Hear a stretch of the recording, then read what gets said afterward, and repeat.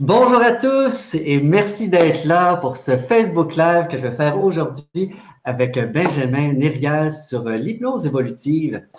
Donc, vraiment, je suis très heureux de faire cette entrevue avec vous aujourd'hui parce que c'est drôle, hein, parce que je remarque, puis j'en parlais un petit peu avec Benjamin tantôt, c'est comme si le fait de faire davantage de Facebook Live, on dirait que ça crée, en tout cas pour moi, vraiment une sorte de sens de la communauté. Je vois les gens qui m'écrivent des messages de temps en temps, qui disent Ah oui, je vais être là ou je serai pas là, je vais regarder plus tard. Il y en a qui écrivent des feedbacks et moi, je lis pas mal tous, en tout cas du moins le plus possible, tous vos commentaires. Donc, je commence à avoir un sens de qui est là, puis c'est vraiment le fun. Puis je vous remercie vraiment d'être là parce que pour moi, ça veut dire que ça apporte de la valeur et donc je suis très heureux de faire ça avec vous.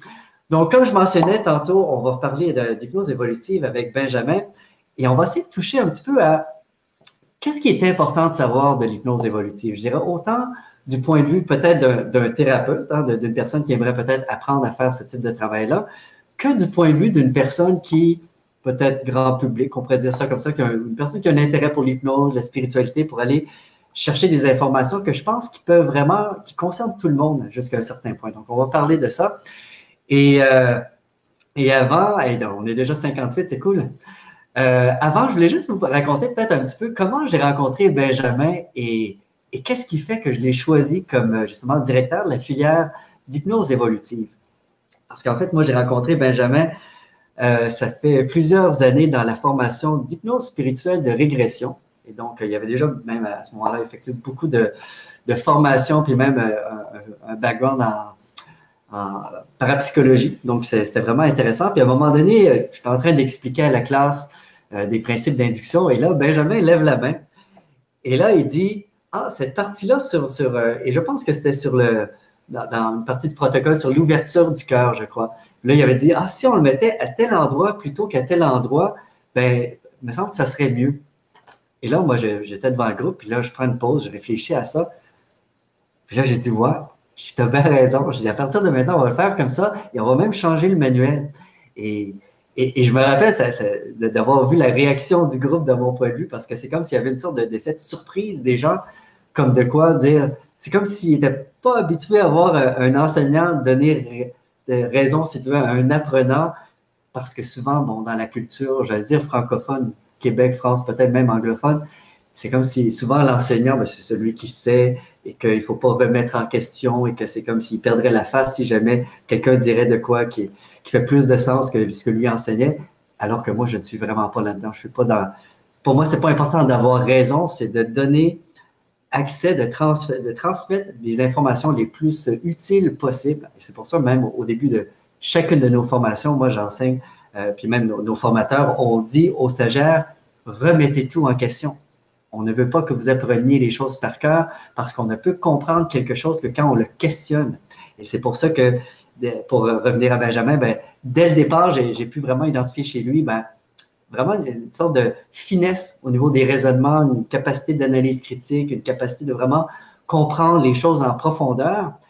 Et ce qui est intéressant aussi, parallèlement, quand on apprend à le connaître, puis je pense que ceux qui écoutaient en ce moment, qui connaissaient Benjamin, vous allez être d'accord avec moi que c'est vraiment quelqu'un qui a une belle ouverture du cœur. En fait, il a vraiment une capacité d'empathie, de compassion, d'amour même de l'humain, des animaux, de la nature, avec une belle authenticité, je dirais, qui a vraiment une belle capacité qu'on pourrait nommer à créer des liens véritables. Donc, pour moi, c'est vraiment des belles qualités. Une personne que je pense qu'il y a vraiment un bel équilibre. Il n'y en a pas des tonnes de personnes comme ça, mais un bel équilibre, je dirais, cérébro-cardiaque, si ça existe comme expression. Donc, je suis vraiment très heureux que Benjamin fasse partie de l'équipe et de faire ce Facebook Live avec vous aujourd'hui. Mais juste avant de commencer et d'inviter Benjamin, je vais juste vous rappeler comment on va fonctionner aujourd'hui. Comme d'habitude, je vous ai préparé un petit document référence, donc vous pouvez écrire le mot lien. Donc, je vais même le faire apparaître ici à l'écran, comme ça. Donc, en écrivant le mot lien, vous allez avoir un petit automatisme qui vous permet de télécharger le document. À l'intérieur de ça, j'ai mis, entre autres, le lien du documentaire La puissance de l'intention, qui a plus de 5 millions de vues, qui a été fait, dont Benjamin a participé dans ce documentaire-là. Et aussi sur YouTube, il y a un audio de Hypnose pour dormir qui a près de 3 millions de personnes qui ont écouté son MP3.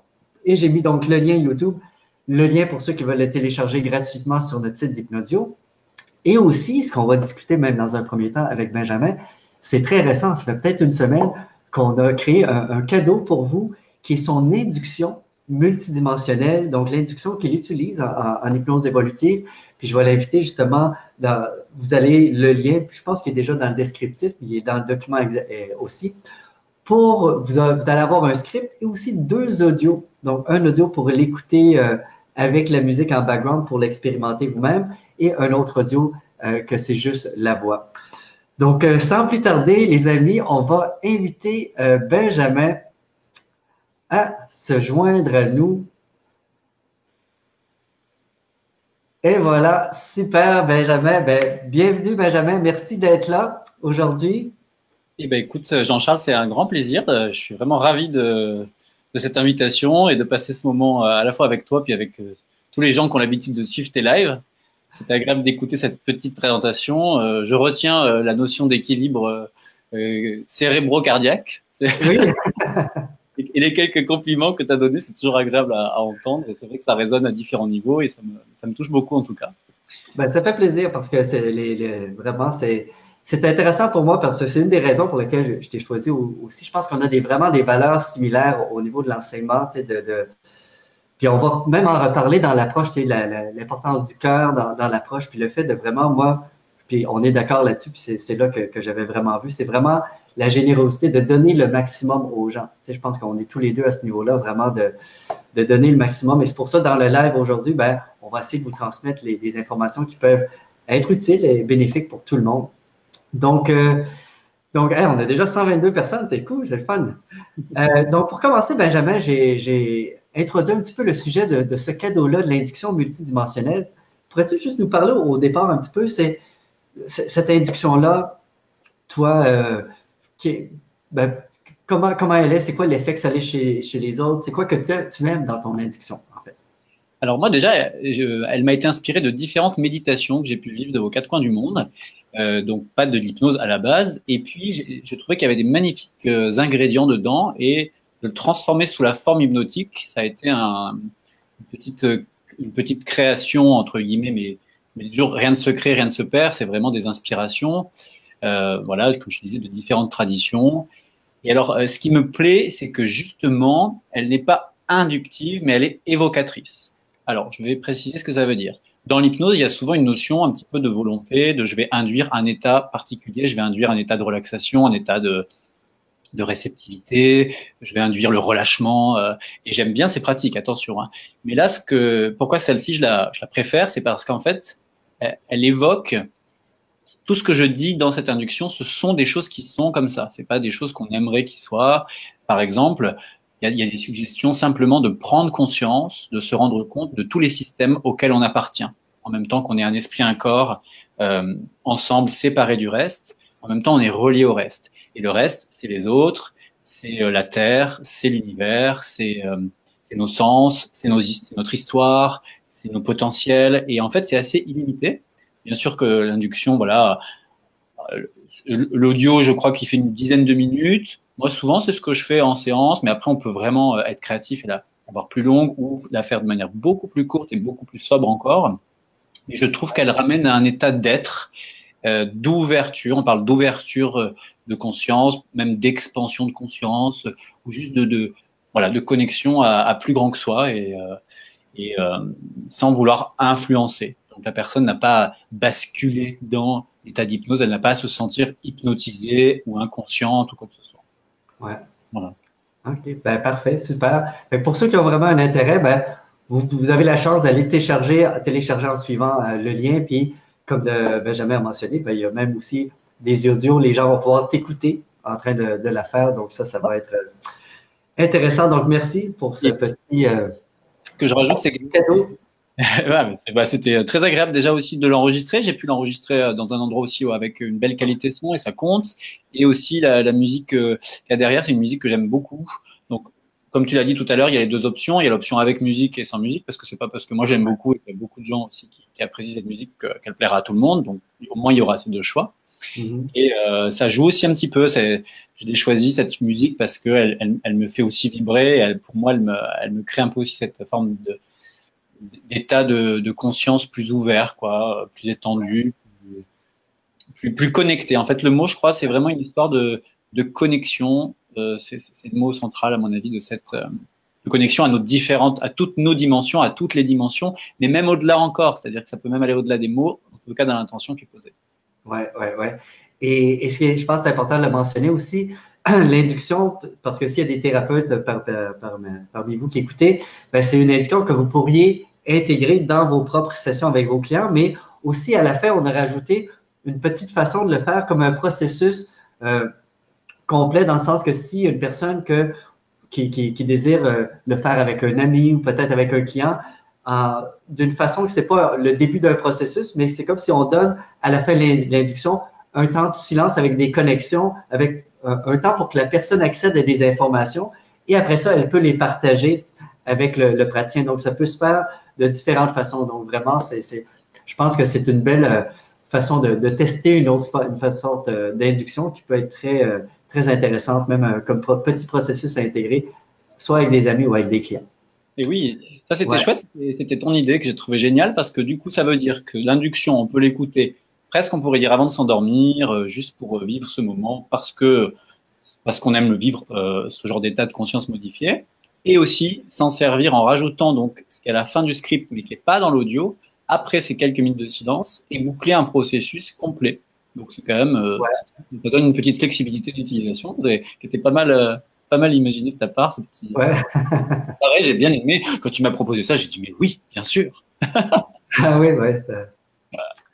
Donc, et ceux qui allaient l'écouter, ben, n'hésitez pas à nous donner du feedback, hein, qui allaient l'utiliser. Ben, nous autres, ça nous intéresse toujours d'avoir le feedback des gens par rapport à ça. Donc, ben, on va commencer, je pense, Benjamin, par rapport à l'hypnose évolutive. Peut-être juste commencer par la question, ben, sans doute qu'on te pose, ceux qui ne s'y connaissent pas, comment tu réponds à la question, c'est quoi pour toi l'hypnose évolutive?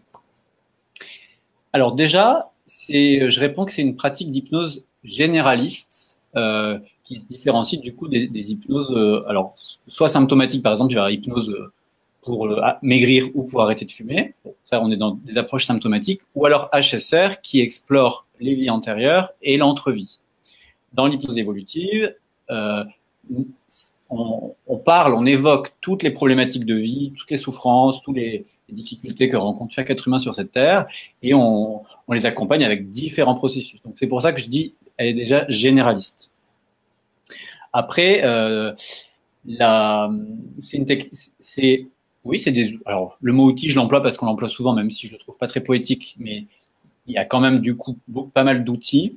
On est dans la relation d'aide, on est dans le développement personnel, le développement spirituel et la connaissance de soi. On est dans cette famille-là d'accompagnement, donc qui peut être complémentaire à la psychothérapie, complémentaire simplement à traverser des fois des périodes de vie compliquées, et puis complémentaire juste dans cette recherche qui anime quand même de plus en plus de monde, on peut le voir, hein, de compréhension et aussi de donner du sens un petit peu à notre incarnation, à ce qu'on vient faire sur cette terre.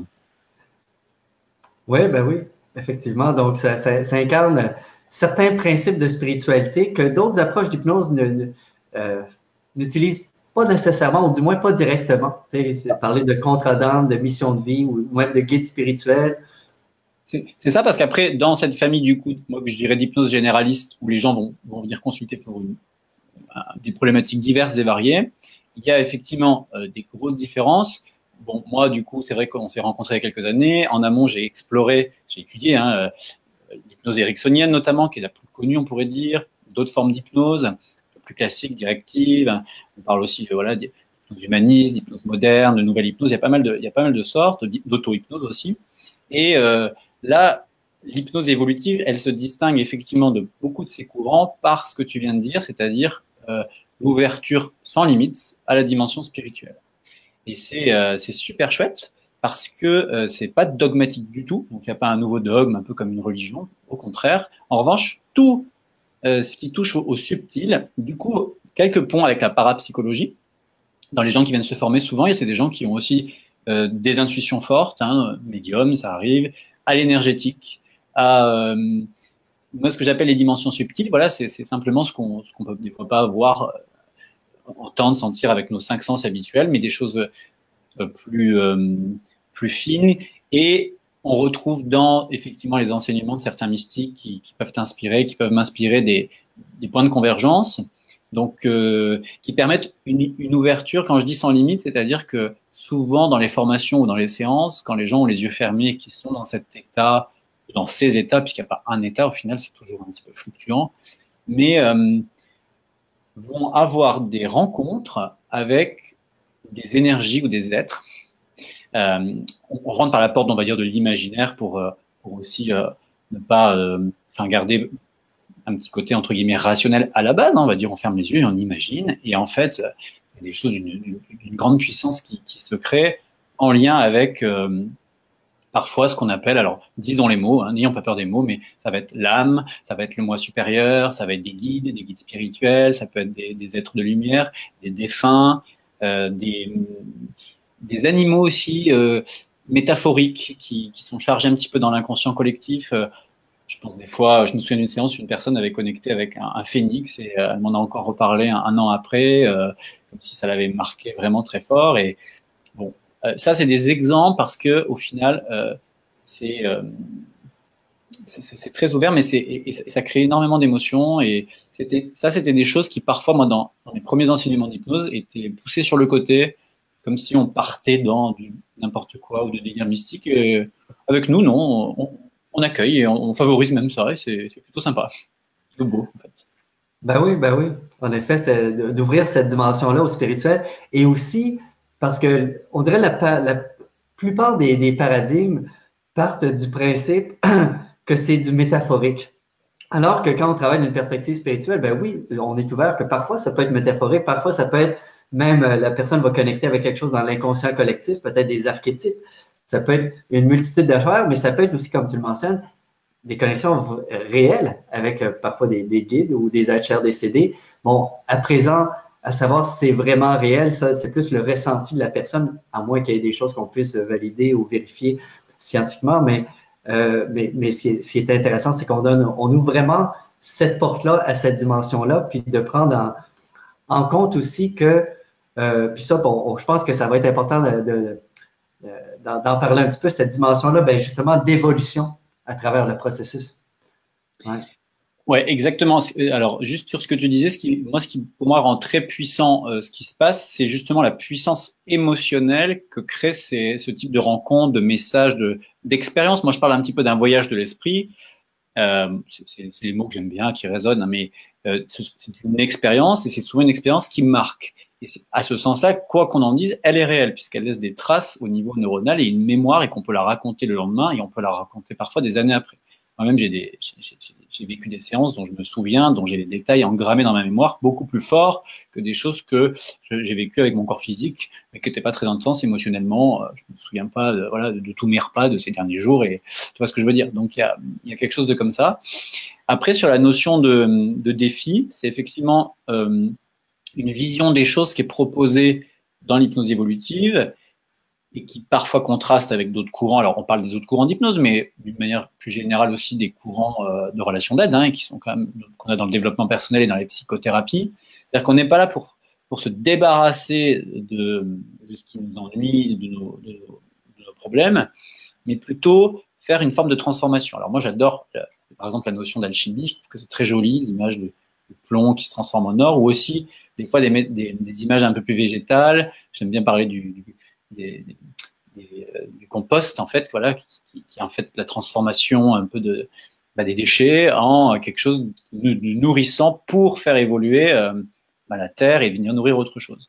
Donc nous, ce qu'on essaie de faire dans l'intention, et les processus sont dirigés dans ce sens, c'est que les gens posent un regard sur leur souffrance ou leur problématique, on va appeler ça comme on veut, et comment est-ce qu'ils vont s'en sortir grandis? Qu'est-ce que ça va leur permettre de vivre, de développer en eux, de comprendre, alors pas qu'à un niveau mental quand on dit comprendre, mais c'est Hein, quand on va les racines de ce mot comprendre, c'est plutôt prendre avec, donc quelque part c'est intégrer, euh, intégrer profondément dans chaque partie de soi et en ressortir grandi. C'est pas juste ah ça y est, ça va mieux quoi. Je sors, j'ai payé, on m'a mis un cachet d'aspirine finalement un peu plus écologique que la chimie et ça va mieux.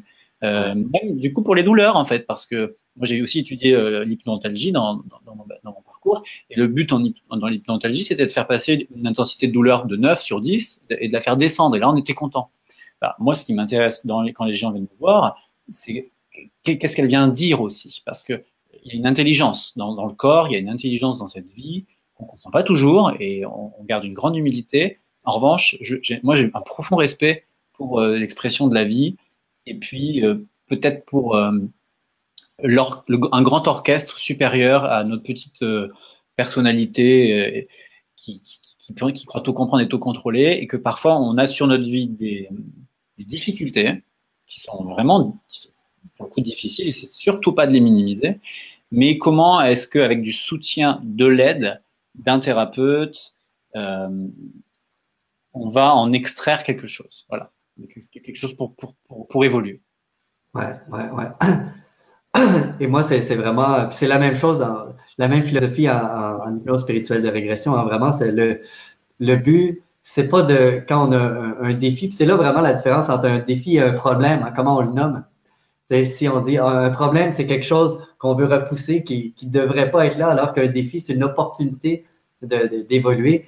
Et c'est vraiment, je pense, d'avoir cette approche-là que quand on a un défi, ben, le but, c'est pas de revenir à qui on était avant d'avoir le défi, donc de juste s'adapter, mais vraiment en fait, de grandir, d'être plus sage, d'avoir plus de conscience, une meilleure compréhension ou un point de vue plus élevé.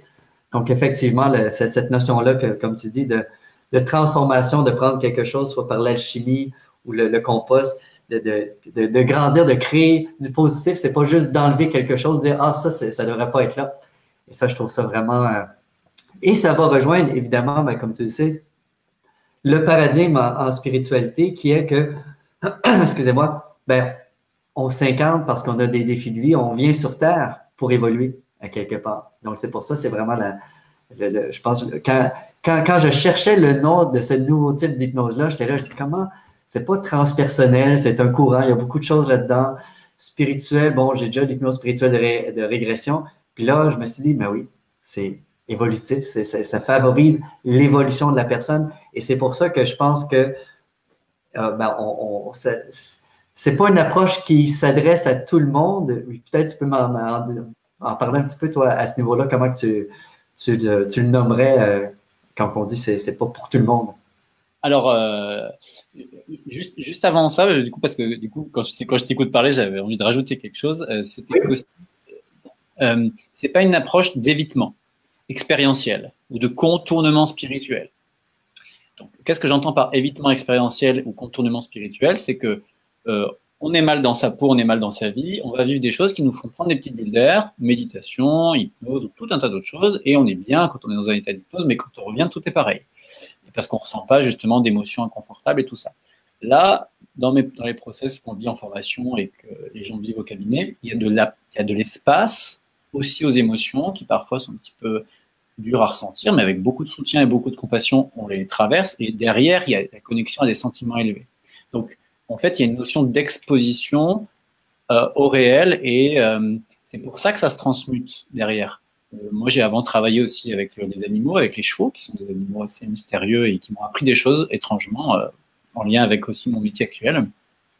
Et c'était que par l'exposition aux difficultés que les chevaux évoluaient. C'était pas en évitant, en contournant. C'était pas non plus en s'y exposant de manière violente.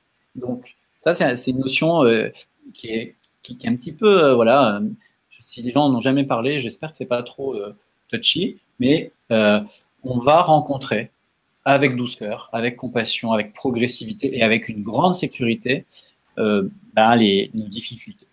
Donc, ça fait le pont sur ta question, c'est finalement à qui ça s'adresse, à qui ça s'adresse pas. Bon, alors, ça s'adresse aux personnes qui ont quand même une ouverture d'esprit sur le fait qu'on n'est pas juste cantonné à nos cinq sens avec une machine dans le cerveau et enfin, avec un cerveau comme machine, et puis qu'on arrive parce que c'est le hasard, et quand on s'arrête, tout est fini. Donc ça, effectivement, si les gens ont cette vision des choses, ça va difficilement matcher. Mais pas forcément en cabinet, hein. C'est-à-dire que moi, je dis aux élèves, enfin aux stagiaires, enfin aux apprenants, à mes collègues qui viennent se former auprès de moi et auprès de nous, de l'Institut, qu'ils peuvent vraiment recevoir tout le monde. Ils sont pas obligés, les gens ne sont pas obligés d'adhérer au principe mystique que tu viens d'évoquer, mais en revanche, en formation, quand même, au mieux. Et puis, du coup, nous, de savoir en amont qu'on a cette vision-là, et après, voilà, elle se partage plus ou moins. Parce qu'il y a deux questions dans ta question. C'est à qui ça s'adresse finalement pour peut-être se former, et puis qui ça s'adresse pour venir vivre des séances. Donc pour venir vivre des séances, moi je dis à tout le monde, alors à part, il y a toujours des contre-indications de psychopathologie lourde, d'addiction sévère, de choses qui de toute manière ne ressortent pas du développement personnel ou spirituel. Ça va être, ou alors en complémentarité de suivi psychologique, psychiatrique ou médical. Voilà, ça c'est toujours à repréciser. Mais sinon tout le monde. Il n'y a pas de problème, même des gens un peu rationnels, un peu fermés, parce qu'on n'a pas besoin de leur exposer tous les principes. Nous, on est dans cette posture intérieure et ça suffit bien. Des fois, je me dis même la spiritualité, on en parle.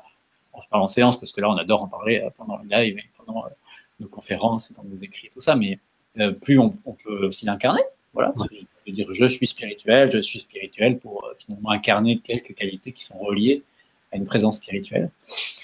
Et ouais, et puis après, voilà, pour les élèves, je me répète un poil, mais c'est juste avoir une curiosité, une ouverture sur ces domaines qui sont peut-être les domaines de l'invisible, les domaines du subtil, mais aussi le courage d'aller ramener bien tout ça dans ici maintenant, dans la terre, dans la chair, dans les émotions primaires, dans les sentiments difficiles, dans ce que peut-être Jung a appelé un peu nos parties un petit peu sombres, qui sont voilà qu'on accueille et qu'on va explorer avec toute la bienveillance et tout le courage. Mais le mot courage, j'ai appris récemment que ça voulait dire agir avec le cœur. Voilà. Ouais. Et pour faire un pont avec ce que tu dis, ça va chercher aussi les gens qui veulent justement être impliqués dans leur processus. C'est pas l'approche du garagiste. Bon là, je m'en vais voir l'hypnologue, on ouvre le capot, fais ton travail et je m'en vais. C'est parce que c'est une approche qui est interactive aussi, hein, que la personne elle a un rôle important à jouer. Exactement, elle a un rôle important. C'est une collaboration, c'est une co-création. C'est de l'aide, mais c'est pas faire à la place d'eux.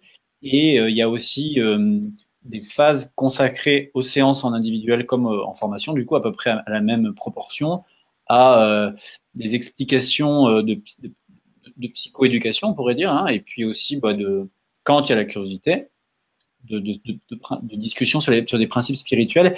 Et les gens, derrière, gagnent un petit peu en autonomie, voire même certains beaucoup, dans le sens où il y a un processus engagé et que après les séances, il est possible d'aller renforcer un peu nos réseaux neuronaux avec des ressources telles que des audios, telles que des lectures, telles que des conférences, telles que apprendre l'auto-hypnose au quotidien à sa manière aussi. C'est pas non plus figé, il y a des petites choses pour s'engager dans le processus, comprendre à différents niveaux. Et ah ouais, parce qu'alors après on tombe, mais ça c'est fatigant, c'est ce piège effectivement parfois véhiculé par les médias de l'hypnose, ça marche pour ci, ça marche pour ça.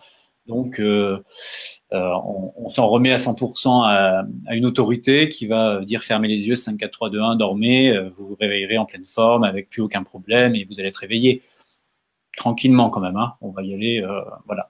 Moi, je trouve que ça, c'est une caricature de parfois la croyance des gens. Donc, il faut passer un petit peu de temps aussi à l'expliquer, à faire une bande-annonce le plus claire possible, à leur dire que les choses, elles vont être favorisées par le praticien, mais qu'elles vont se passer chez l'autre et qu'il va falloir un petit peu de temps parfois et faire évoluer des choses dans sa vie, des fois au niveau des comportements, au niveau de certaines conduites, sans dire il faut, hein, mais ça peut être nécessaire de s'engager, tout simplement, s'engager. Oui, et j'ai juste de voir, parce qu'en même temps, je vois des petits messages passer. Il y a une question. Ah zut. Ah oui. Combien de séances en général, Sylvie Soudarin pose la question. Que réponds-tu à cela? Je réponds, ça dépend. C'est deux mots qui reviennent souvent. Ça dépend de plusieurs choses. Ça dépend de la problématique de départ. Ça dépend de l'engagement que la personne souhaite mettre dans sa propre évolution avec ce courant-là. Ça dépend du coup de l'intention finalement qui est posée. Et souvent, ce que moi je recommande, c'est que je dis souvent que penser qu'en une séance tout va changer, c'est un peu audacieux. Penser qu'il va falloir 10 ans d'accompagnement toutes les semaines, non plus, c'est pas du tout cet esprit-là. Donc là, je donne un peu les deux extrêmes. Et qu'entre les deux, en tout cas, moi, mes clients, je leur dis toujours, je m'en remets à votre propre intuition pour sentir le rythme et le nombre. Parce que on n'est pas dans problème-solution. Quand c'est problème-solution, on le sait.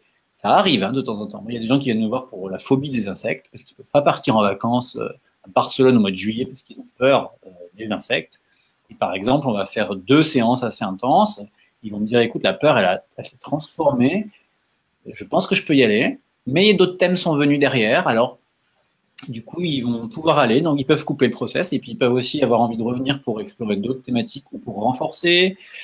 Donc, c'est pas comme un coaching 8 séances, choc choc. Et après, la question, c'est combien de séances en général?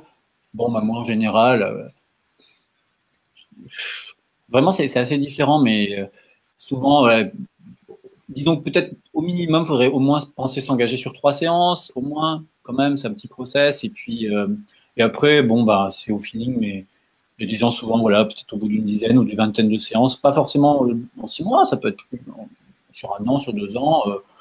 Voilà, bon, ça donne peut-être une échelle. Ma réponse est vague, mais je me rends bien compte et je peux pas être plus raccord avec la réalité. Ben, chaque personne est différente aussi, hein. Chaque problématique, chaque défi est différent et donc ça dépend vraiment aussi le niveau d'implication de la personne, la complexité du défi. Ça. Donc effectivement, chaque personne est différente. J'aimerais ça qu'on aborde aussi, je pense que c'est une des caractéristiques de l'hypnose, de la façon qu'on fonctionne, qui n'est peut-être pas aussi présente, c'est la place du cœur dans le processus. Qu'est-ce que tu pourrais dire de ton côté, quelle est la place du cœur dans la façon que tu fais l'hypnose évolutive? Alors, moi, je parle beaucoup, enfin, je parle et j'essaie d'incarner du mieux que je peux la notion de présence, de posture qui veut dire thérapeutique, mais du coup, thérapeutique, ça veut dire qui soigne. Alors, on n'est pas des soignants, on n'est pas des médecins, attention. Et me semble-t-il que dans les gens qui m'ont inspiré et dans aussi quand même beaucoup de littérature, je vois aussi des choses qui convergent vers l'importance d'être authentique, d'être sincère, de se laisser toucher par ce que l'autre vit. Donc, c'est pas du tout la vieille caricature des psys avec des gens loin, qui sont neutres, qui sont froids, tout est mental. Là, c'est plus bas que ça se passe. C'est beaucoup de difficultés aussi peuvent être en lien avec la manière dont nos attachements se sont faits, donc la qualité du lien, de la relation. La qualité du lien et de la relation prédomine à mon sens, à la maîtrise de la technique parfaite, de la suggestion parfaite, de la petite virgule au bon endroit, de la petite respiration au bon endroit. C'est très chouette, hein, l'art de l'hypnose bien maîtrisé aussi, mais si je devais donner une hiérarchie, des gens qui sont dans ces qualités de cœur, qui sont la compassion, l'empathie, la curiosité, l'ouverture à ce qui se passe chez l'autre, une curiosité saine, qui juge pas, la présence dans le sens où vraiment d'écouter la tendresse au final. Hein. Je pourrais lister une dizaine de qualités, mais on est toujours sur les mêmes fréquences. C'est une fréquence vibratoire et c'est peut-être là que j'entends moi quand tu me parles de cœur, parce que c'est ça qui touche les gens. C'est des fois ça peut être tout bête, mais tu vois moi par exemple avant-hier j'ai une cliente qui vient elle une fois par mois, c'est son rythme qu'elle a choisi depuis 1 an. Et je lui dis, je suis content, du coup, maintenant je la tutoie, parce que ça m'arrive aussi. Les élèves aussi, hein, je les tutoie, donc, je vous préviens. Je suis content, je termine ma journée avec toi, et des fois, en fin de journée, je lui dis, c'est difficile, parce que la journée était longue, mais je suis content que ce soit toi. Et elle me regarde, et puis, donc c'était vrai, et elle a les larmes qui lui montent aux yeux, en fait. Et je lui dis, j'ai l'impression que ça te touche, et elle était très ému. Moi, c'était spontané, c'était vrai. Je vois son nom, je dis, je l'aime bien. Elle, on a un bel échange, je sens que ça passe. Et tout. Donc, voilà, il y a quelque chose de comme ça. Moi, ça peut m'arriver aussi, à la fin d'une séance, de prendre les gens dans les bras. Alors, je dis pas que tout le monde, hein, attention, faut pas que vous preniez peur, mais des fois, je le sens, ou des fois, les gens me demandent, je peux vous prendre dans les bras. Et ça, c'est du cœur à cœur, en fait. Pendant les études scientifiques ont montré que c'était, si on faisait 20 secondes un hug, on avait voilà une sécrétion d'ocytocine, qui est l'hormone de l'amour, du lien, qui est bonne pour la santé, pour tout. Ouais. On peut avoir un lien comme ça qui est proche. Et voilà, moi c'est comme ça que je ressens les choses.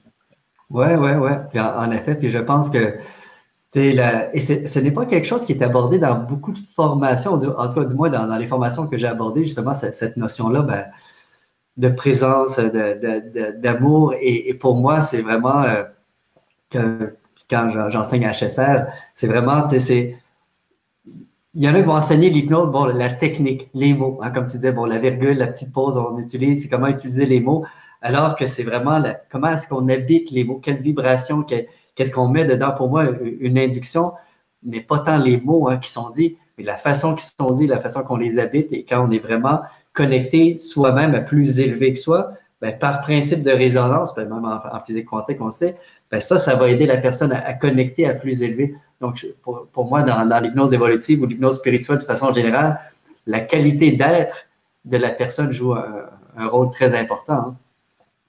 C'est énorme et Ouais. j'ai même eu une stagiaire, enfin je sais pas comment les nommer les gens qui viennent, enfin une personne qui est venue, une jeune femme, la dernière formation, et elle était souvent très silencieuse. Elle parlait assez peu. Et elle avait une présence, écoute, dès que les gens passaient en binôme avec elle, elle passait des fois 10 minutes en silence à côté. C'est sur le même rythme. Et les gens, dans leur témoignage, disaient, mais j'ai vécu quelque chose. Et elle avait quelque chose dans son œil, tu vois, une petite lumière qui était très, très touchante. Et alors là, dans le cœur total. Et des fois, du coup, bah, euh, on peut même, par petits moments, mettre un peu le cerveau pensant sur le côté pour juste ressentir. Et je crois que cette vibration-là, elle guérit. Hein, et ça, je suis pas seul à effectivement avoir cette croyance, avoir vécu ça moi-même dans mon processus où j'ai été aidé, accompagné par des gens dans l'hypnose et dans des pratiques des fois qui se ressemblent. C'est toujours ce que j'en retire, c'est la sincérité de la personne en face. C'est ce qui fait aussi que nous, on a une belle collaboration. C'est qu'effectivement, tu disais au tout début du live, on est synchro sur ces valeurs-là. On peut être vrai, on n'est pas toujours parfait. Enfin, moi, en tout cas, je suis pas toujours parfait dans de temps en temps. Je suis stressé, je renvoie pas le mail au bon moment. Je suis pas toujours. Et puis, bah, en face, voilà, je te dis, ah, je sais, je suis en retard pour quelque chose. Et puis, t'es souvent enfin, hyper sympa dans le sens, voilà, il y a quelque chose enfin, moi, je ressens comme ça d'affectueux et de chouette et qui est complètement complémentaire avec une jolie collaboration professionnelle qui ouvre à plein de choses et c'est vraiment chouette. Voilà. Ouais, ouais, ouais. Et je pense que ce serait important juste de revenir pour aider les gens vraiment à comprendre. Est-ce qu'il y a d'autres différences que tu vois par rapport à si on prend l'hypnose ericksonienne? Parce on a abordé tantôt, bon, il y a le côté qui est interactif. De façon en général, en ericksonienne, c'est souvent bon, un script, quelque chose qu'on lit, la personne, elle demeure silencieuse. Voilà. Moi, j'aime bien faire parler les gens, j'aime bien savoir ce qu'ils vivent pendant, j'aime bien qu'ils explorent différents états de conscience pendant une séance. Donc, un état où ils sont suffisamment conscients pour parler et relater, évoquer ce qu'ils vivent. Souvent, le fait de le mettre en mots en plus, souvent, hein, leur permet d'être encore plus touchés, de vivre encore plus fort l'émotion, notamment le sentiment élevé. Donc ça, c'est quand même une différence notable. Après, sur la technique pure, pour ceux qui connaissent un peu, pour moi, par exemple, je parle très très peu de la notion de suggestion indirecte, qui est l'hypnose ericksonienne appuie pas mal là-dessus au niveau technique. Vraiment, c'est comme pour faire passer des messages qui vont contourner l'esprit conscient. Moi, ce que j'aime, c'est quand c'est direct, en fait, et doux et simple. Donc, on n'utilise pas non plus de confusion. C'est des techniques que j'ai pu voir. Je les aime pas trop, donc je les enseigne pas trop du coup, parce que je trouve que c'est pas prendre les gens. Je veux dire, moi, les gens viennent, je les vois comme intelligents, comme sensibles, et j'aime être le plus honnête. J'enregistre d'ailleurs les séances pour ceux qui ont un peu peur, enfin pour tout le monde, pour qu'ils aient des traces sur demande, mais ceux qui des fois qui ont peur que l'hypnotiseur leur souffle des suggestions à leur insu. Ouais. Non, en fait, tout est clair, peut être enregistré, réécouté à un niveau de conscience tout à fait ordinaire pour analyser qu'il n'y a pas de piège. Donc, voilà, se centrer sur la confiance et sur la... C'est pour ça qu'il n'y a pas besoin forcément non plus de maîtriser un langage très chiadé, de formulation complexe. Voilà, ça c'est une autre différence. Ouais. Cette Juste, approche, juste pour complémenter par rapport à ça, c'est vraiment ce que tu nommes là. Pour moi, ça montre vraiment la différence entre parfois, tu sais, quand on utilise, par exemple, les métaphores, les suggestions indirectes, c'est comme si on veut que le changement se fasse inconsciemment, que la personne, après, elle a entendu la séance, puis elle dit, ah, j'ai changé, mais je sais pas pourquoi. Alors que dans une perspective évolutive, ben, la personne vit une expérience, elle accède à des points de vue de sagesse. Donc, c'est un changement en conscience, en évolution. C'est pas un changement que, ah, j'ai changé, mais je sais pas pourquoi, puis wow, l'autre, il a réussi à me faire changer. Fait que la façon que le changement s'effectue, je pense que ça, c'est une différence qui est importante à mentionner. ouais, et c'est exactement ça. C'est vraiment, j'aurais pas su le dire aussi bien. Parce que souvent, ce que je dis aussi, c'est la notion symptomatique, c'est-à-dire que parfois, on va mettre le symptôme au cœur de la séance. Alors quand je dis symptômes, ça va être, j'en ai cité tout à l'heure, des symptômes comportementaux, mais ça peut aussi être même, je sais pas, il y a des gens qui viennent pour l'eczéma ou des fois pour la santé, pour des comportements difficiles comme des crises de colère, pour un terrain anxieux. Et là aussi, c'est pas ça qui est vu comme la cible à aller neutraliser, mais à quoi ça sert et pourquoi c'est là, comprendre et voire même des fois avoir un joli sentiment envers ce qui nous pose problème, parce qu'on comprend sa raison d'être.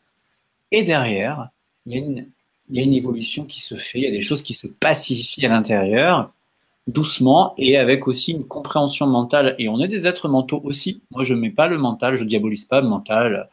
Il y a des gens qui disent oui, mais si c'est mental, ça va pas. Bah, on est aussi mental, hein, voilà.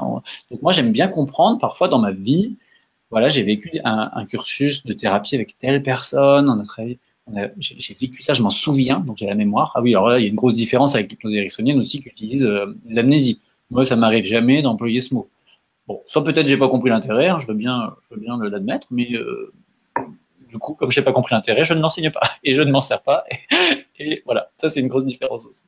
Donc moi, comme je me souviens des séances que j'ai vécues, et qu'après je vois la vie, parce que la vie elle fait comme avec vous autres, hein, elle me resserre les mêmes défis, des fois, les mêmes situations, tant que pour voir un petit peu les mêmes problèmes, les mêmes difficultés.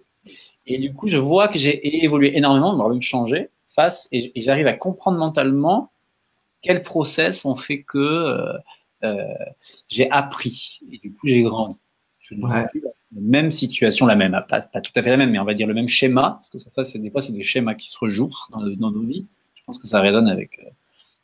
S'il y en a pour qui ça résonne, bah, bienvenue au club. Des schémas qui se rejouent et nous, on est différents face à ces schémas. Et j'en avais parlé avec une mystique que j'aime beaucoup, une femme qui est très inspirée, très intuitive, sur un sujet de ma vie. Et ma compréhension que je lui avais donnée, un peu comme ça, elle m'avait dit, mais c'est tout à fait ça. Elle était complètement d'accord. Ouais. Et c'est drôle parce que je fais un lien quand tu parles de l'amnésie. Ben, l'amnésie fait partie du paradigme que justement le changement se fait inconsciemment. Donc, pour eux autres, ben, la session, on ne devrait pas y repenser, on devrait l'oublier. Donc, et je dis pas que c'est pas OK, hein, c'est juste des façons de fonctionner. Le but, c'est pas l'hypnose évolutive, c'est mieux que quelque chose d'autre. Ce sont des façons différentes de fonctionner. Mais je pense autant en tant que thérapeute, de voir comment moi je veux travailler ou en tant que sujet, moi je veux travailler avec quelqu'un qui travaille de quelle façon, mais c'est important de comprendre ces différences-là. Est-ce qu'il y a d'autres différences par rapport autant ericksonien, je ne sais pas s'il y a d'autres choses que tu vois, ou même l'hypnose humaniste, parce que c'est des questions qu'on se fait poser. Hein? Oui, alors il y a par rapport à l'hypnose humaniste qui connecte avec des symboles qui font partie de notre inconscient collectif et des protocoles bien structurés. Donc on va connecter avec par exemple l'enfant intérieur, le sage, avec aussi des symboles tels que des formes, des couleurs. Et il y a dans ces courants-là une interprétation des symboles. Moi, je me réserve toujours d'interpréter. Je laisse les gens, voilà, ça fait partie aussi de ma posture. Je dirais jamais interpréter un symbole, même si ça a l'air de sauter aux yeux. Je n'en sais rien. Et ensuite, d'ailleurs, je ne le suggère pas. Je ne vais pas dire on va faire la séance de connexion avec ce symbole. Ce genre de symbole qu'on va avoir en hypnose humaniste arrive aussi parfois, dans les séances d'hypnose évolutive. En revanche, la manière de déplier l'expérience de la personne grâce à une stratégie de questionnement dont on retrouve la même philosophie dans HSR va faire que la personne va vivre en fait on pourrait dire un protocole. En sortant, on pourrait presque en faire un nouveau encore qui n'existe pas. Ah, tac, tac, tac. Donc c'est toujours créatif. Voilà, il y a une dimension créative qui, après je n'ai pas été non plus au bout de la formation d'hypnose humaniste, mais je me suis quand même imbibé du gros livre. Et puis, je les ai un peu vécu, les process. Donc, là, voilà, c'est créatif et c'est pas interprétatif. Voilà, ça me paraît être deux différences. Alors, bon, des gens qui auraient peut-être fait les deux. D'ailleurs, il y a une des élèves qui est venue à la dernière session qui avait tout le bagage en humaniste. Et pour elle, dans son témoignage, elle me disait que ça lui avait redonné la légèreté, un pouvoir créatif. Et puis aussi, bon, ça, après, c'est aussi dans les promesses. Et c'est là que moi, j'ai à cœur d'être toujours très honnête. Il y a des fois des promesses de miracles dans les courants. Des fois, les miracles arrivent et c'est vrai que c'est très agréable. Mais parfois, ils n'arrivent pas. Et il y a des praticiens qui se sentent nuls quand ils ont fait une jolie séance, 3 jolies séances ou 6 jolies séances et que les gens ont encore des souffrances, ont encore des choses. Et ben moi, je leur dis, moi, ça m'arrive aussi au cabinet. Et ça me paraît en fait assez normal. Et quand je questionne d'autres thérapeutes honnêtes, quand bien même ils ont écrit plein de livres et qui sont très renommés, et quand bien même ils ont été voir aussi ceux qui promettent les miracles, en vrai, parfois, c'est pas systématique. Donc, il y a une approche humble, voilà, humble, Ouais.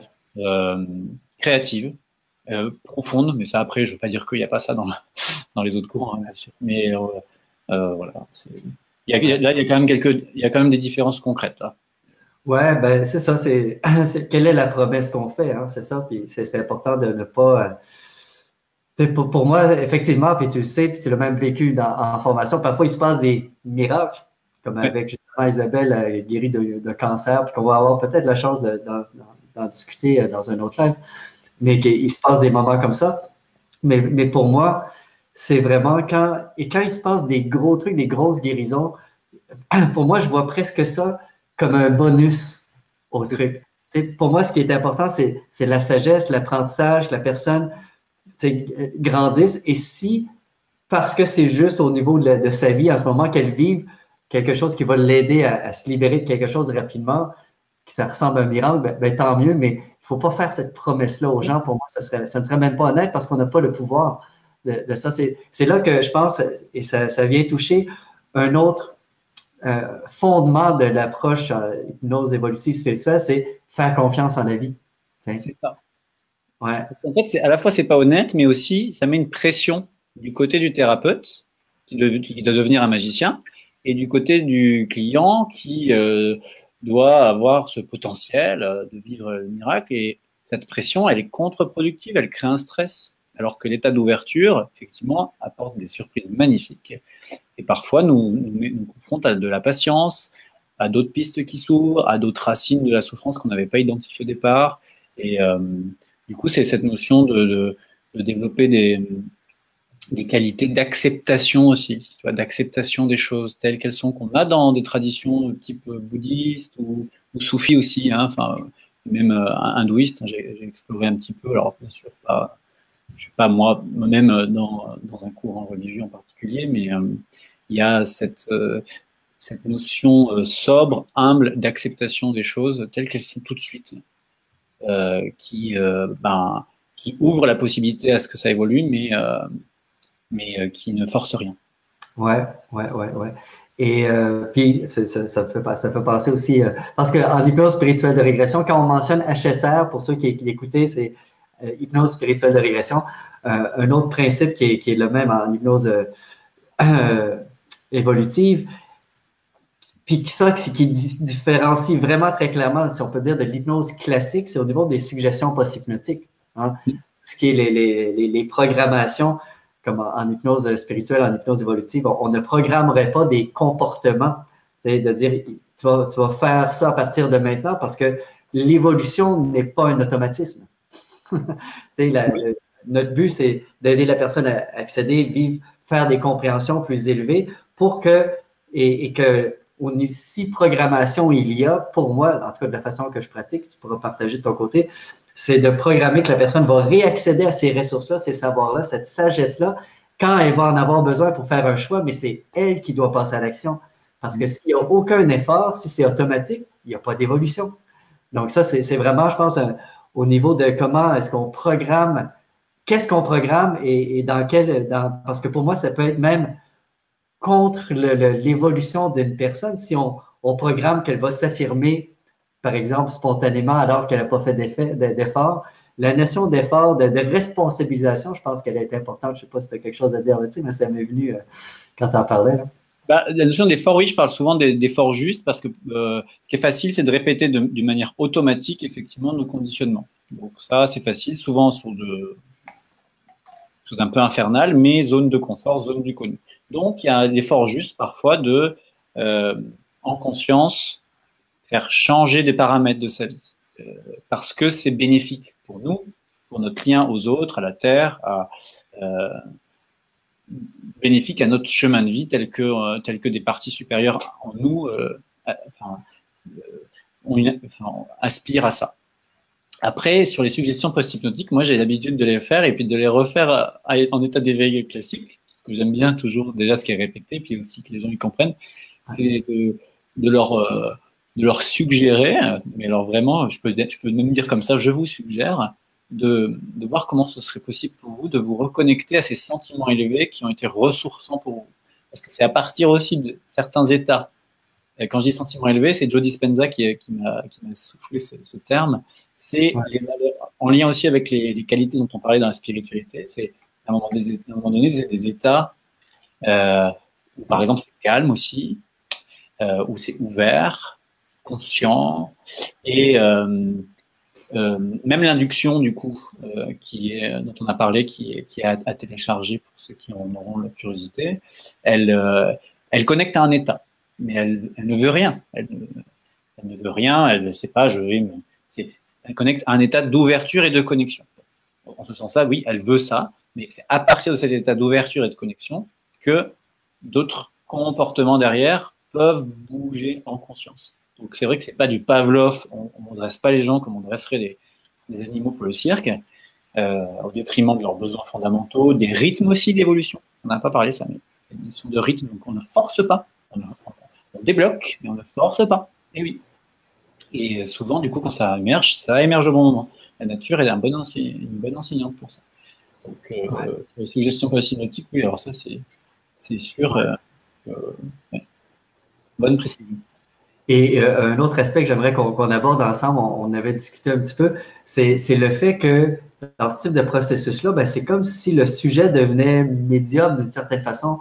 Tu sais, c'est un petit peu comme Edgar Cayce dans le temps, qui reçoit des informations parce que tu as un protocole qui s'appelle Dialogue avec l'âme et tu as différentes façons. Je ne sais pas si tu peux nous parler un petit peu de…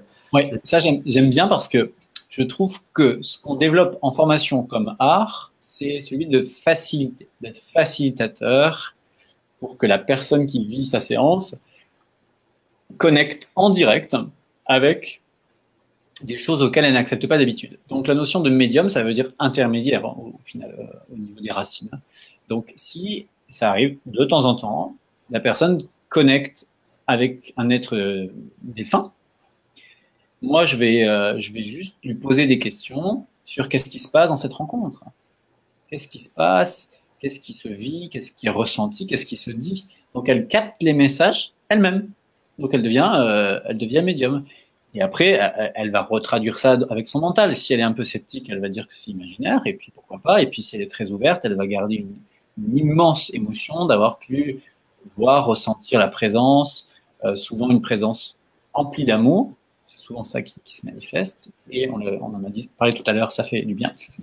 En fait, c'est l'énergie qui fait du bien. Et nous, là, comme praticiens, moi, du coup, je me sens des fois… comment dire, je facilite l'histoire, mais je me sens presque timide, je me mets un petit peu en retrait, parce que c'est intime, des fois, ce que les gens vivent, les yeux fermés, je garde un silence, je suis en même temps complètement connecté, mais un petit peu en retrait pour que ça se vive. Et on apprend à faciliter ça et à laisser faire aussi. Ouais. Pas tout contrôler de A à Z. Ouais. Et c'est là que ça vient rejoindre le concept de maïeutique, à quelque part. C'est comme si on est des sages-femmes d'expérience, à quelque part.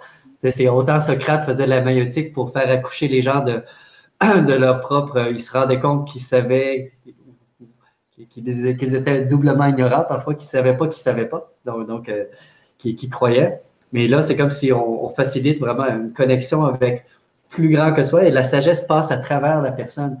Et pour moi, ça, c'est le jour et la nuit.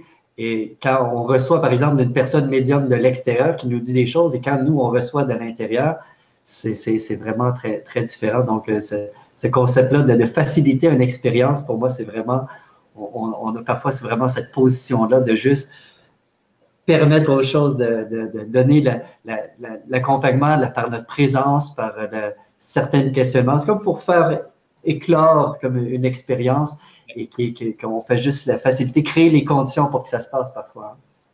C'est ça, et du coup, ce que tu viens de dire, c'est l'art du questionnement. Donc, c'est ça qu'on retrouve beaucoup dans la maïeutique de Socrate, et que moi, j'insiste beaucoup là-dessus, sur les questions. Parce qu'une fois qu'on a, on va dire, induit un état de conscience propice à vivre cette expérience-là, induit, je dis induit parce que c'est le mot qu'on utilise communément, hein, en théorie, mais qu'on a, par notre parole et notre présence, favorisé cet état-là. Alors après, c'est un questionnement. C'est un questionnement. Et ça aussi, ça s'invente pas. Intuitivement, on peut sentir les questions justes, mais moi, je sais que quand je suis moi-même en position d'apprenant, je suis très, très attentif aux questions qui vont faire ouvrir une expérience, des questions à la fois très ouvertes et très, très neutres, qui permettent de le dérouler, qui permettent à ce que ça se déroule. Donc, ça, c'est un art, ça prend une bonne partie aussi de notre formation, plutôt que de dérouler un protocole en 14 points et en n'oubliant surtout pas une étape. On apprend à ce que la personne déroule elle-même son expérience, en fait. Qu'est-ce qu'elle en tire? Et après, bien sûr, il y a une phase d'intégration à la fin avec quand même des petites routines pour que ça soit cadrant pour les gens et qui peuvent elles-mêmes être aussi créatives, parce que j'explique toujours quand j'enseigne un process, comment ça m'est venu, sur quoi ça repose comme ingrédient, et que n'importe qui aurait aussi une idée, un peu comme ça s'était arrivé quand j'avais donné une idée. D'ailleurs, moi, il y a des fois des stagiaires aussi qui me donnent une petite phrase comme ça. Par exemple, moi, j'aime bien, tu sais, à la fin d'une séance, proposer que ça s'intègre dans tout notre être. Et donc, j'utilise un vocabulaire en lien, des fois, avec les cellules, dans notre corps énergétique, dans les différents corps, tout ça. Et puis, il y a quelqu'un qui m'avait dit en formation, dans chaque spirale d'ADN. Et ça, j'avais aimé, j'avais trouvé ça joli. Et du coup, des fois, je le dis aussi pour clôturer un petit peu des belles séances, un peu comme des suggestions d'intégration, de quelle manière tout ça va pouvoir s'intégrer dans chaque parcelle de ton être, dans chaque atome de conscience et dans chaque spirale d'ADN. C'est joli, c'est joli. Moi, je trouve ça joli. Parce que c'est artistique aussi. Oui. Et ce que tu mentionnes tantôt de dire que tu écoutes, parfois tu reçois, pour moi, ça fait partie justement de ce type d'hypnose-là, de soi-même en tant que praticien, de se connecter à plus grand que ça pour recevoir la guidance, parce qu'on ne fait pas juste passer la personne à travers un moule, étape 1, 2, 3, 4, 5. C'est plus simple. Il y en a qui enseignent des moules comme ça, mais l'être humain est beaucoup plus complexe et c'est intéressant justement de développer une façon de développer sa propre expérience au lieu que d'imposer. Je pense que ça, c'est une autre différence. On n'impose pas tant un processus qu'on crée un espace qui permet à son propre processus de se développer et que nous autres, on l'accompagne là-dedans. Donc, c'est pas une imposition de dire, maintenant, tu vas faire ça, tu vas réaliser ça, tu vas faire tel truc. Parfois, il peut y avoir des protocoles. Hein. Il y en a un que tu m'avais parlé que tu aimes bien sur celui que Jacques Martel nous avait donné la permission d'utiliser sur l'acceptation par le cœur. Qu'il y a des petits protocoles comme ça. Et tu pourrais peut-être même en glisser un petit mot, justement, si tu veux, comment tu l'utilises. J'adore ce protocole. Il utilise des images symboliques qui émergent de la personne. C'est pas moi qui vais dire, on va proposer un symbole, donc, qui traverse la personne, notamment, alors, là, il y a une grosse nuance avec beaucoup de process qui sont souvent juste pour aller vers du mieux-être. Là, on se connecte d'abord au symbole de ce qui est difficile. On propose à ce symbole de nous traverser. Donc, ça peut faire des fois des petites turbulences émotionnelles et qui, pour moi, sont aussi des vrais ingrédients de ce qui va se passer après. Et à un moment donné, grâce effectivement à l'énergie du cœur, va émerger un autre symbole. Donc là, moi, c'est ça que j'aime dans mon métier qui fait qu'aussi que je m'ennuie pas, c'est je suis un peu en attente. Alors du coup, on va maintenant poser l'intention ensemble qu'un autre symbole émerge et puis et les gens, du coup, évidemment, ont toujours quelque chose de nouveau qui peut encore bouger parce que on essaie de préciser ce symbole pour qu'il soit raccord au plus possible avec l'émotion qu'ils ressentent. Et du coup, des fois on dit un symbole de guérison, mais guérison, ça voudrait dire qu'il y a une maladie. Mais en tout cas, on comprend un symbole d'évolution, de transmutation, là, une fois que la souffrance a été quelque part éclairée par un peu de lumière. C'est collectif. Et après, c'est ce symbole-là qui va prendre de la place et qui va venir faire tout un tas de connexions. Et moi, j'aime bien aussi, alors ça aussi, c'est une autre différence dans le chapitre des différences, mais j'aime bien à la fin de ma séance débriefer avec les gens, leur demander qu'est-ce qu'ils ont vécu, s'il y a des choses qu'ils veulent partager, ce qu'ils pensent aussi, du coup, parce qu'ils ont des interprétations de ce qui se passe qui va énormément favoriser aussi leur évolution derrière. Et je leur fais confiance, enfin, je trouve que ça serait hyper prétentieux que de vouloir interpréter à leur place. Alors, des fois, évidemment, s'ils sont un peu coincés, moi, j'ai des petites pistes d'idées parce qu'à force, on commence à un petit peu des fois avoir des choses qui reviennent. Mais ouais, celui-là, il est très joli. Puis il est à la fois simple, assez épuré, et il intègre ses valeurs de compréhension profonde, d'acceptation et de favoriser la transformation et du coup l'évolution. Ouais. Avec la symbolique. Ouais. C'est cool tout ça. Le temps passe, mon Dieu, ça a passé très rapidement. Déjà 1 heure. On va regarder quelques questions. Il y a ici Catherine qui avait posé la question, la durée d'une séance, comment tu vois ça, toi, de ton côté? Alors, moi, en général, c'est dans mon créneau. Sur mon site internet, c'est marqué 1 heure. En vrai, c'est souvent 1h15. Et les gens qui viennent se former, des fois, ils ont besoin de faire des séances plus longues au départ. Et moi, au début, quand je travaillais, je faisais au début des séances de 2 heures. Parce que j'avais besoin de ce temps-là pour me connecter à l'autre, pour vivre un process, pour en parler derrière et tout. Voilà. Maintenant, je réponds comme ça aux stagiaires. C'est-à-dire, voilà comment je fais, voilà comment font certains, voilà. Sachez que, il n'y a pas un cadre figé. Mais voilà. Et en formation, c'est un peu plus court parce qu'en fait, on a déjà pas mal de choses qui sont vues en amont, tout ce qui est bande-annonce, tout ce qui est synchronisation. Les gens sont déjà très synchronisés entre eux, d'accord sur pas mal de choses. Il y a eu des inductions de groupe et autres. Donc, en formation, on fait des processus. On fait rarement un processus d'1 h 15. On va faire des processus entre 20 minutes, une demi-heure et puis parfois 50 minutes, 1 heure. Effectivement, les plus gros process. Voilà. Ouais. Parfait.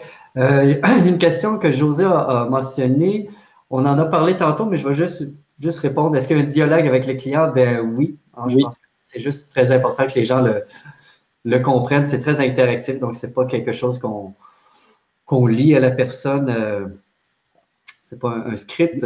Il y a un dialogue avant la séance, pendant. La personne reste souvent un petit peu silencieuse pendant la phase d'intégration où là, elle peut quand même souvent relâcher, relaxer et vivre un état un peu plus profond, entre guillemets. Et puis, il y a un dialogue à la fin aussi, avant de partir. Ouais. Ouais. Je regarde s'il y a d'autres questions. Complètement. Coucou, je suis en retard. OK.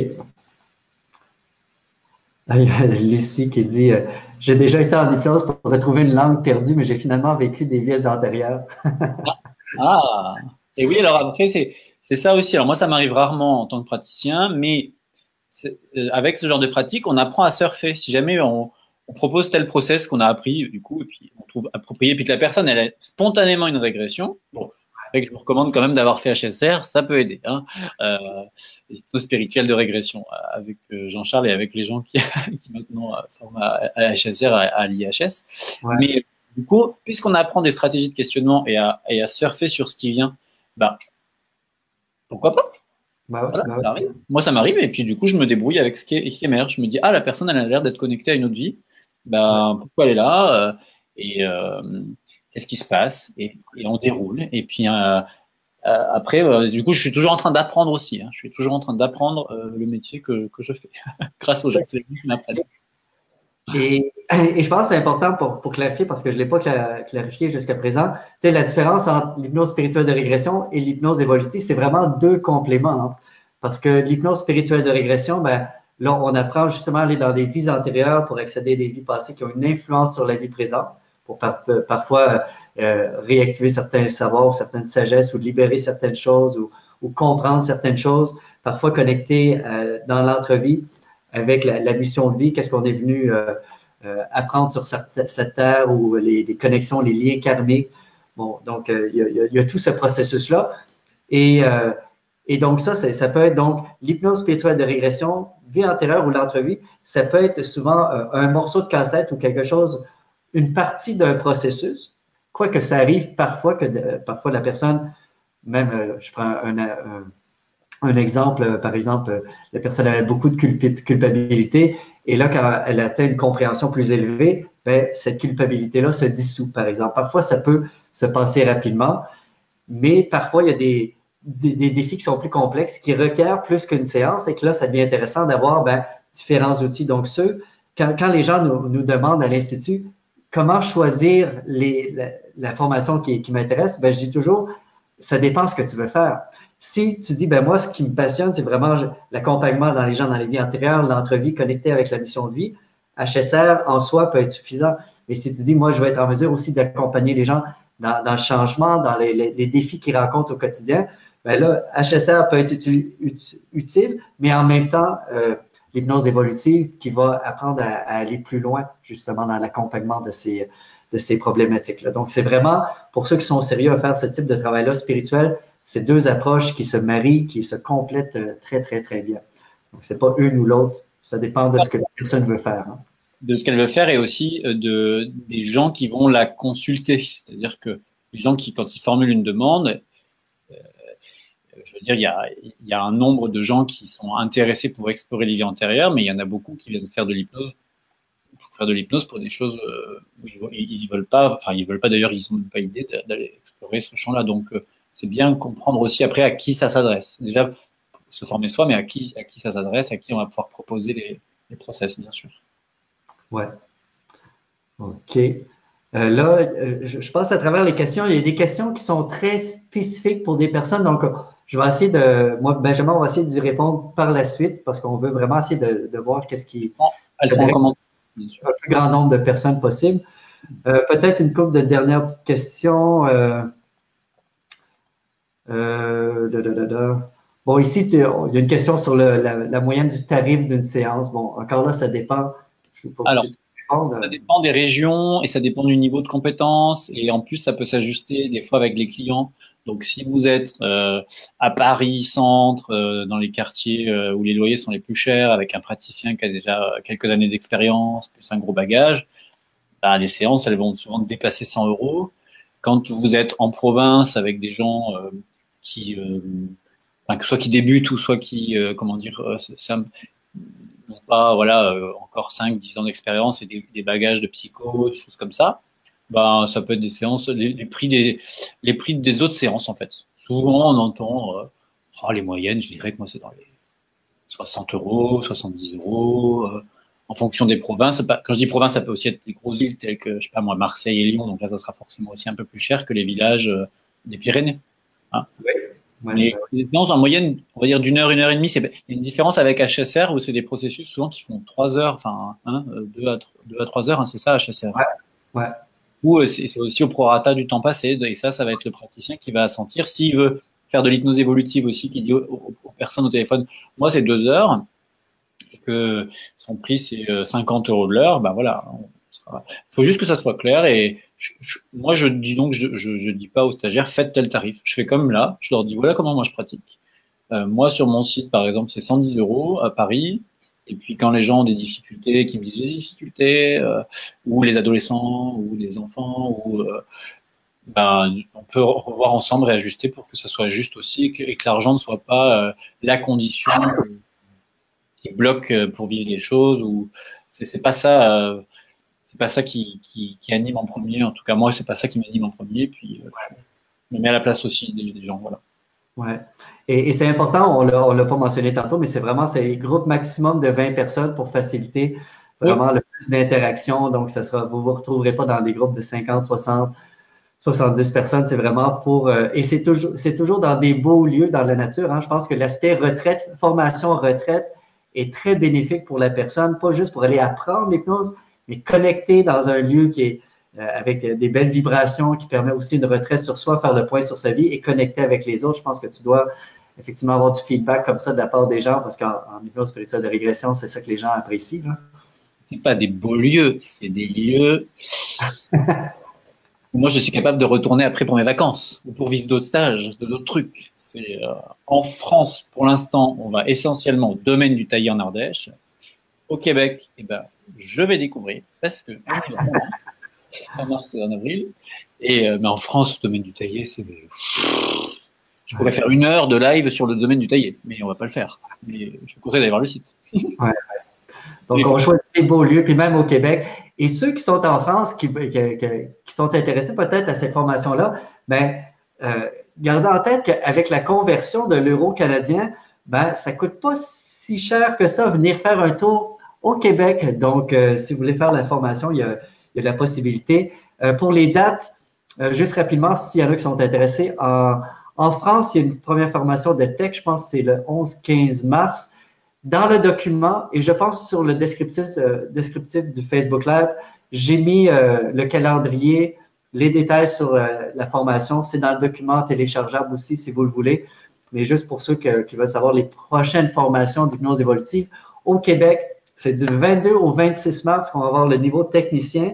Après ça, 29 mars au 2 avril, le niveau praticien. Donc, ça va être un après l'autre. Donc, c'est vraiment une belle opportunité, autant pour les gens du Québec que de la France, de venir. Ça va être la première fois que Benjamin vient au Québec et ça va être super, Benjamin. Je vais essayer d'aller faire un petit tour pour aller vous voir aussi. Ça serait cool de prendre un petit moment.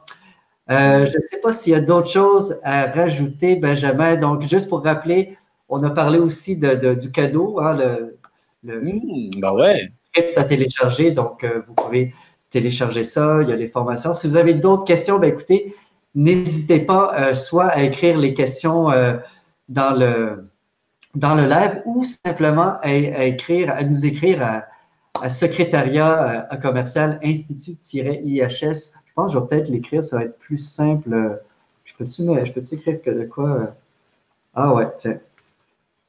Secrétariat commercial institut-ihs.com. Donc, il y a Sylvie ou Mona, donc Sylvie qui est en France, Mona au Québec, qui vont être là pour vous répondre à vos questions si vous avez des questions.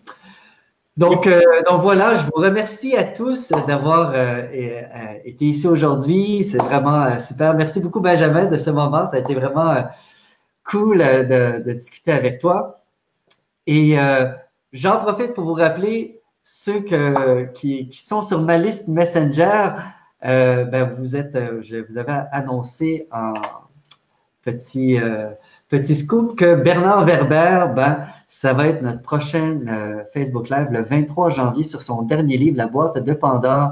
Donc, je vais avoir le privilège de l'interviewer ce 23 janvier qui s'en vient. Donc, si ça vous intéresse, mettez ça à votre agenda tout de suite. Aussi, il va y avoir comme prochain Facebook Live Éric Dudois sur son livre, Éric Dudois qui est à l'hôpital La Timone à Marseille. Et donc, il a fait beaucoup du travail sur l'accompagnement aux mourants. Donc, on va parler de ça. Et il y a aussi Jean-Marie Legal, qui est magnétiseur, un bon ami à Dr Charbonnier, et que j'ai été en contact avec lui, puis il m'a envoyé son livre. On va faire un live là-dessus. Aussi, éventuellement, les dates ne sont pas encore setées, mais ça va être probablement dans le coin de février. Donc, merci à tout le monde d'avoir été ici aujourd'hui. Je vous dis à la prochaine et un beau temps des fêtes à tout le monde. Merci infiniment et à bientôt alors. Avec grand plaisir. Super. Merci. Au revoir à tous. Bye bye.